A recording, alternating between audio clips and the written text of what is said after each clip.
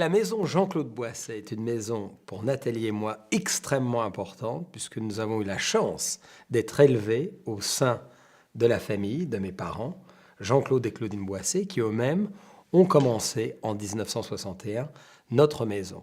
Donc il était essentiel d'établir un sanctuaire qui reflète à la fois la personnalité de nos parents, l'histoire de la Bourgogne, la préservation du patrimoine bourguignon et en plus l'image d'un site, d'un cadre, d'un lieu avec une forte identité.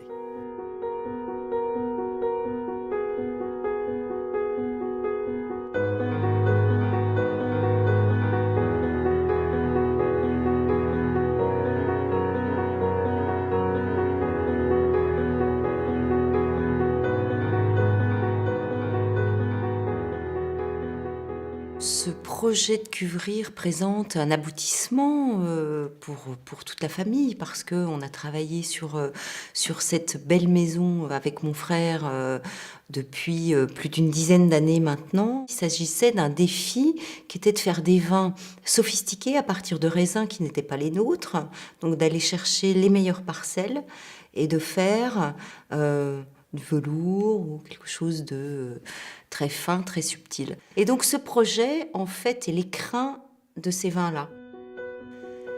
C'était essentiel qu'elle soit à Nuits-Saint-Georges parce que c'est le lieu de la naissance de notre maison de vin familiale. Et c'est pas neutre du tout, quoi. Loin de là.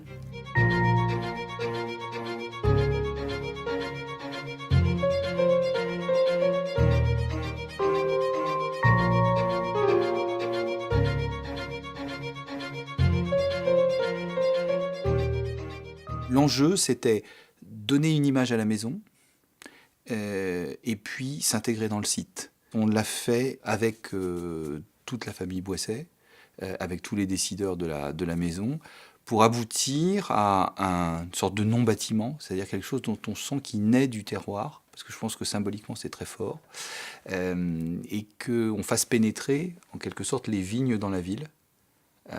Et marquant cette alliance entre, je dirais, ce qui est fait de main d'homme et ce qui est fait par la nature.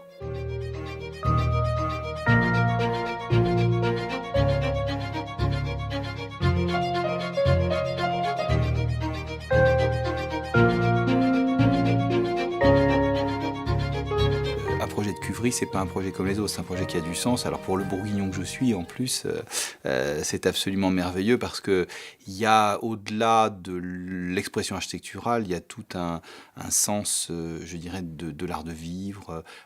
Il y a une part du rêve, parce que l'architecture, ça doit avoir sens. Hein. C'est pas uniquement des formes fonctionnelles. Il faut qu'il y ait un supplément d'âme.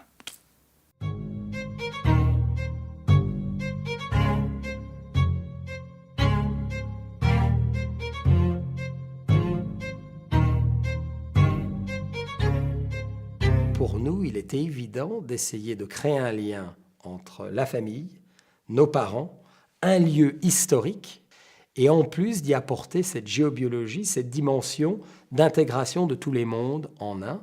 On a voulu marier toutes ces forces en présence pour créer un lieu où il y ait un autre degré d'âme.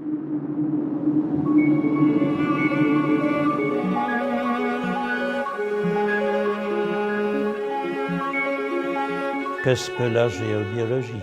Géo, la terre, bio, la vie, logie, la connaissance de la vie de la terre. Comment est faite la terre? Qu'est-ce qui se passe sous nos pieds?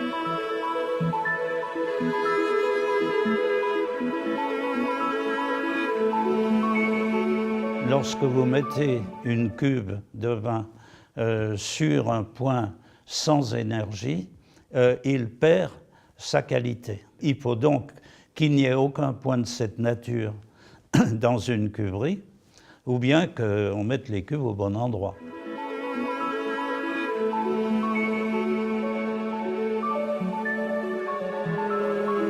On a travaillé une forme qui reprend ces courbes, qui est enveloppante, qui est généreuse, qui est, j'allais dire, presque maternelle. Ça n'est pas une architecture qui se veut rutilante Ce projet est un cocon dans lequel on va mettre du vin pour en faire le meilleur possible.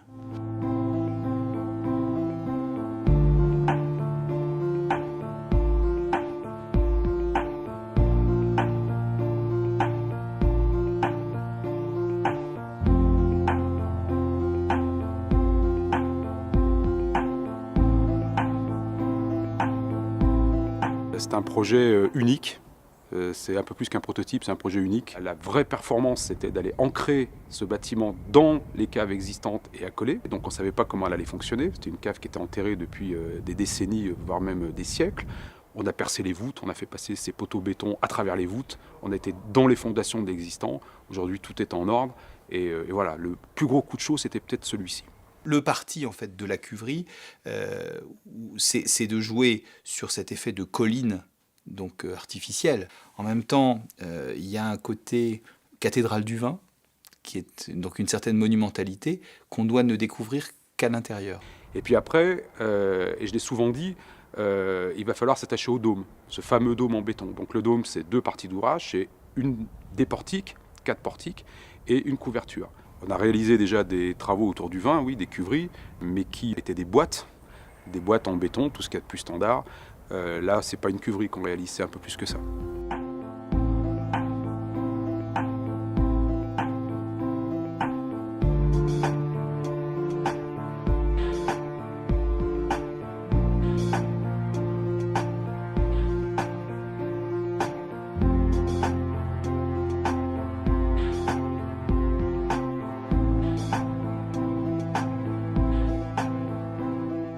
Je pense qu'on attend de ce lieu qu'il exprime la filiation, qu'il exprime le côté terrien, l'extrême sophistication de toutes les étapes de l'élaboration du vin, et puis un lieu vrai, c'est-à-dire comme en Bourgogne où on est attaché à nos racines. Je crois que c'est toute cette part sensible qu'on a voulu exprimer.